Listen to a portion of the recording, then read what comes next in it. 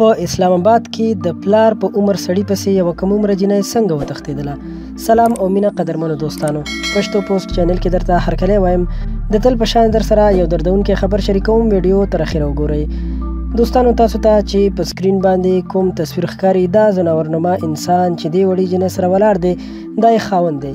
دا جنۍ دې سړي پسې تښتېدلې، واده یې کړی او اوس دواړو خپل قانوني کاغذونه رسنیو ته وړاندې کړي او د حکومت نه غواړي چې موږ ته تحفظ راکړي.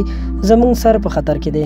3 او یا 4 میاشتې په فیسبوک یا واتس اپ د ګپ شپ نه وروسته دا جنۍ دې دوکهباز سړي پسې وتښتېده. دغه جنۍ بلا پیغلتوب یا بلوغت ته هم نه وي رسېدلې، خو داسې ولې وشول؟ د دې ذمهوار مور پلار دی. دا خبره یوازې تر اسلام آباد پورې محدوده نه ده. داسې کارونه زموږ په پښتنو سیمو کې لا ډېر دي. داسې ساده جنکۍ چې مور پلار دا غلطي وکړي، موبایل ورله واخلي یا د کور په موبایل باندې پردو هلکانو سره ګپونه لګوي او مور پلار به هیڅ نظر نه ساتي.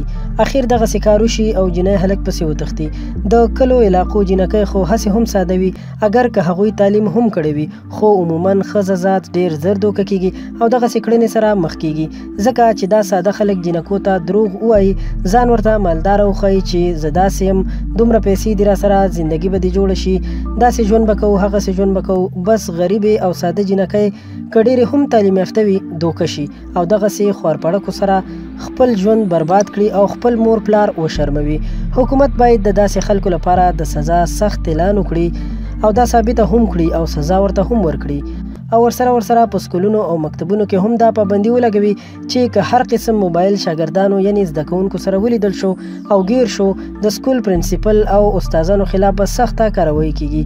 په آخر کې هر مور پلار ته دا خواست کوم چې د الله په خاطر په خپلو بچو سم نظر وساتئ، هغوی د داسې ګندګۍ نه وساتئ چې ټوله زندګي یې برباد شي. داسې د تښتېدو مینه ټول ټال یو کال هم دوام نه کوي، بیا د جنۍ ژوند تباه شي او هلک خو د همدې کارونو عادت وي، بل ځای خوله سره وي او نورو جنکو پسې ګرځي. د فیسبوک، واتس اپ او موبایل نمبر باندې مینې نه کېږي، دا بربادي ده او صرف د مور پلار او د خپل قام قبیلې شرمول دي.